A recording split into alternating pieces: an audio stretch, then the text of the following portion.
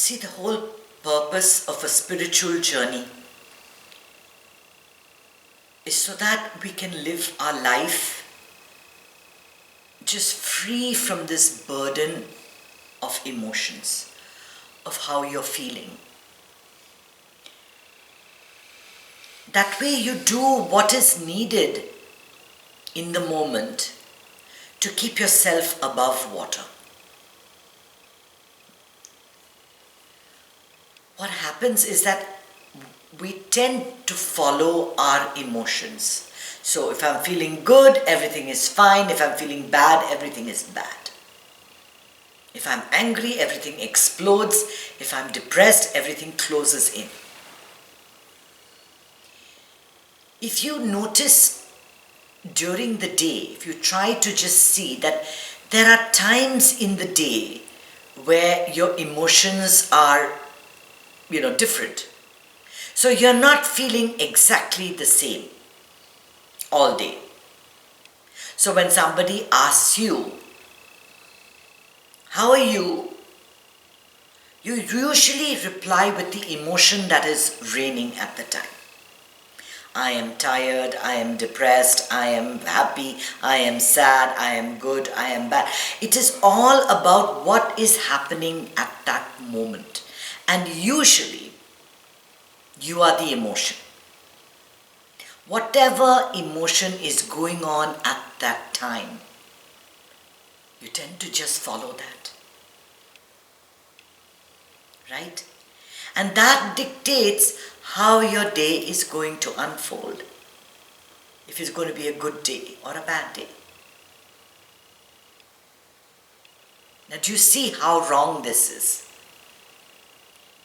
Do you recognize that there is something you are allowing the mind that is actually a tool for you to use to control your day, to control how you feel, to control what you do?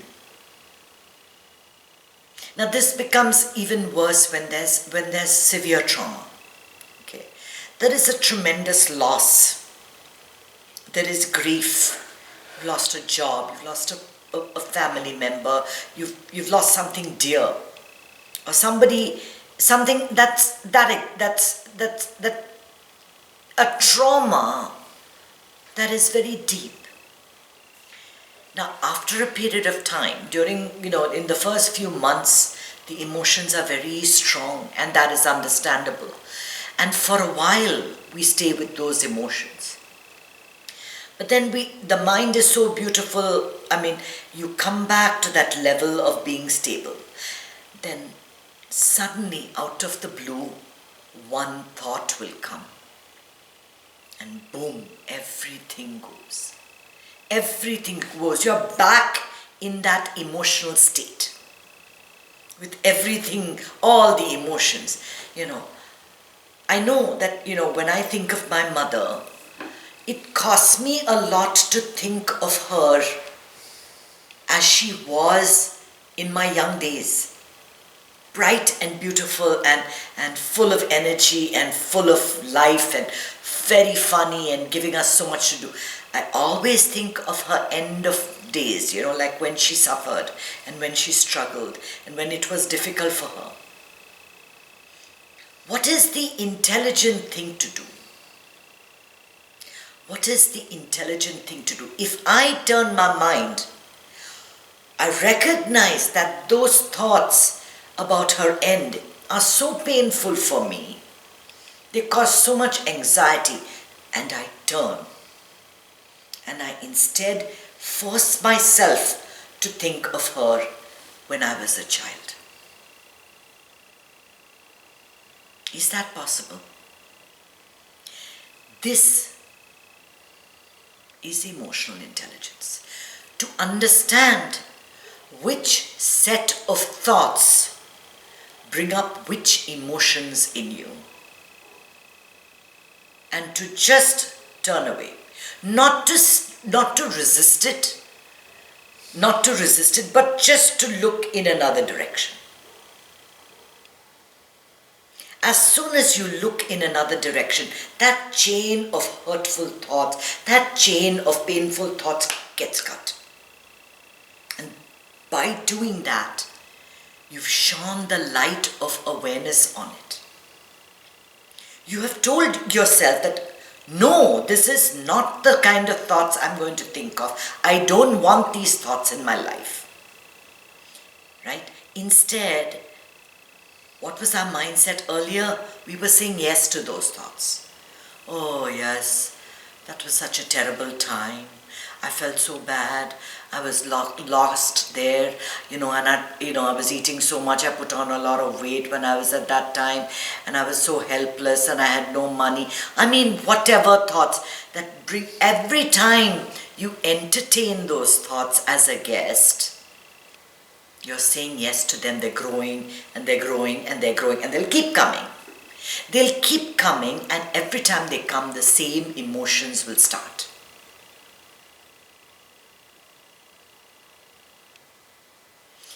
This becomes really important when, people are being abused. Right? When people are abused, their abuser raises fear in them. After a while, that abuser doesn't need to be in their physical presence. It can be just a text message or an email or something. Immediately that fear will start. All those hormones will raise.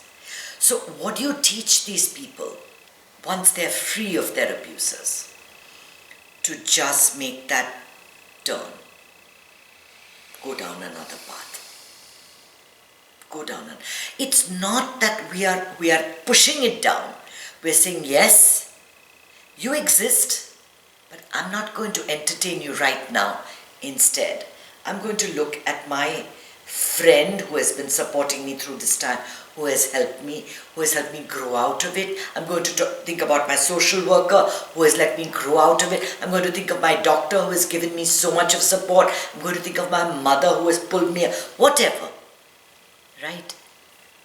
We have lots of people in our lives. It doesn't matter who you are. It doesn't matter what you are. We have certain things in our life that trigger one set of of reactions within us, which we don't like. I mean, who likes to be unhappy? Nobody does, right? Nobody likes to be unhappy. But the intelligent person recognizes these emotions, these thoughts, and just switches direction. Now this is what I'm trying to tell you, is that just by meditating, all your problems are not going to get solved. Just by breathing, all your problems are not going to get solved. Yes, when you're in the grip of these emotions, that Ujjayi breath or the exhalation or the Rechaka Pranayama or the Bhastrika, that will help you release the moment. Come back, bring your breath back, bring your heart rate back, bring your blood pressure back. It's useful. And that meditation will also give you the awareness. Look, these thoughts are upsetting you. Now, recognize that you don't need these thoughts now. Happiness is your birthright. You need to come back to the center. So what do? You just change direction. Very gently change direction. And instead, whoever it is that's hurting you, whatever it is that's hurting you, send beautiful, positive vibrations that way. How can I do that? This person was rude to me, and you're asking me to be nice to them and send them a praise and send them positive energy. I've lost my close relative, and you're asking me to send a positive energy that way to my pain, to my grief. Yes, because that's the only thing that's going to wipe out the karma. Because this is your karmic hold. This is how karma keeps you in place. Because somebody says something to you, you say something worse back to them. They say something worse to you, you say something worse to them. It goes on and on. There's so much of hurt and so much of hatred and so much of misery and so much of revenge and so much of nonsense going on in this world. Let it stop with you. The next time someone is harsh or mean to you, try laughing. Try smiling back. They're going to wonder if you're crazy. And maybe it'll halt them in their path. They call you an abusive name. Laugh back at them. Don't say, how dare you talk to me like that? How dare you say that to me? You call me a fool, I'll call you an idiot. Right? That just makes now the karma is on you. Now the karmic balance is switched on in against you. Now you have to work again to set it right. This is the connection we have with people. We have this connection with people, and usually in order to teach us our life lessons, these people come pretty close to you. It will be somebody in your inner circle. Your daughter-in-law, your mother-in-law, your sister, your husband, your ex-husband. It'll be someone like that. And I know that you're thinking to yourself, it's this person is there to teach me this lesson. Everybody's got someone. Everybody's got someone. Stop abusing them. Stop abusing them. In front of them, you don't have to say, I forgive you. I give you positive energy. You don't have to do that. The power of your thoughts are the most important thing, because it is how you feel that's important. We cannot change the world. We cannot change any circumstances. We cannot change happenings that crop up, that keep coming in our life. Things happen all the time. We can only change how we react to it. So emotional intelligence is great to recognize the things that make you happy. Oh, we all know that. Things that make us sad, we push it down, we push it away, we repress it. But try replacing it with something uplifting and reaching out in compassion and caring. It's not easy. But this is where spiritual growth comes. This is where your spiritual growth matters. It's quite easy to be very polite and nice to the people that are good to you. Can you send positive energy? Can you send praise to people who are mean to you? Can you love them for doing that to you? And our conditioning is so strong. The ego comes in the way of everything. The first reaction is, how dare you? How dare you say that to me? This has to stop. You cannot keep talking to me like this. But when people are close, when they're people that you love, you really want to hear and want to feel, I love you. You want them to love you. You want to love them. But there is some karmic connection in this middle that's preventing you. Now you cannot make them say sweet things to you. That's impossible. When you cannot change your own words and your own mind, what are we trying to control the world around us? We can only develop emotional intelligence. That's your spiritual muscle building. This is where it counts. This is why we are doing all this. All this meditation, all this stuff is for this. You don't dwell on things that bring you down. You only dwell on things that lift you up.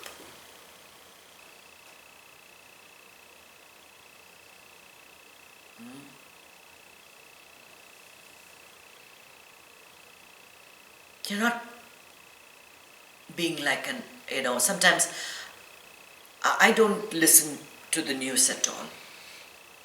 And sometimes my friends will post in WhatsApp groups all the horrific things that are happening in the world. I don't look at it. I don't know anything about it. Because it creates in me an unhappiness. Because you're saying to yourself, oh my God, this can happen to me. Oh my God, the world has become a terrible place. Oh my God, how could they do this to each other? That's what the news is doing to you. And I don't need to know that.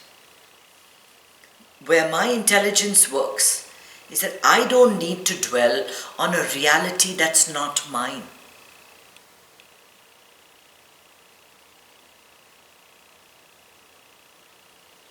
The other day we were driving in a car and we were some news was coming and I was complaining to my husband that I don't want to hear this. But he was like, this is what's happening, this is real. I said, the only thing that's real is the car going in front of you and for you to take that right turn. That is real. It's what has to be done now, right?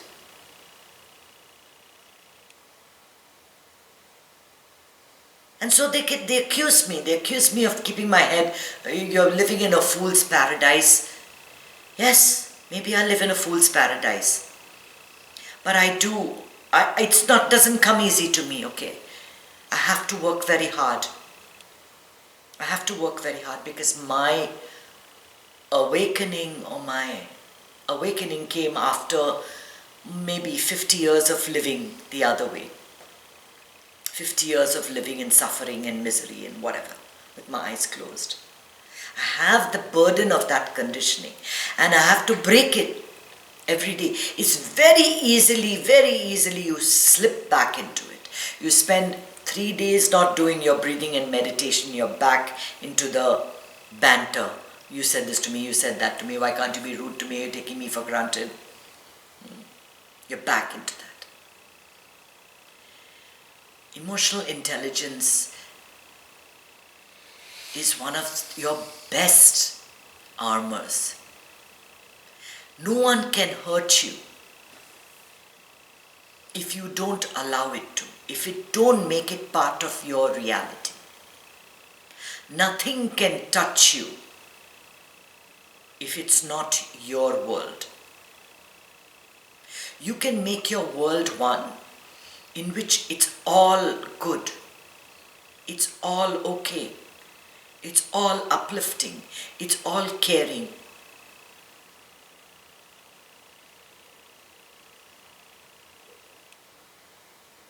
Reena has now announced that she's moving to Europe. And she's thinking, oh my God, how am I going to move? I just got used to this place. There's a war in Europe. Yes, we can dwell on those thoughts, but the intelligent person, the emotional, what an amazing opportunity. I'm going to see a new country, I'm going to meet new people, I'm going to have new experiences, I'm going to see a whole new world. Now see, any situation you can look at it this way or you can look at it that way. Develop emotional intelligence and only dwell on that which uplifts you. Only dwell on that. Find time in your life to reflect and see where you're going in your life. Who are the people that upset you? What are the things that upset you? Don't let anybody walk over you. And while you might confront them, and you must, Say what you have to say, register your protest. I'm not saying that being spiritual is okay, you say whatever you want to me, I'll just look that way, right? No. Most often we are somewhere else. We are somewhere else. And this is where this practice helps. Meditate, meditate, meditate. The more you meditate, the more you wake up, the more you breathe, the more you manage, the more you meditate, the more you wake up, the more you enjoy your life, the more the abundance, everything comes.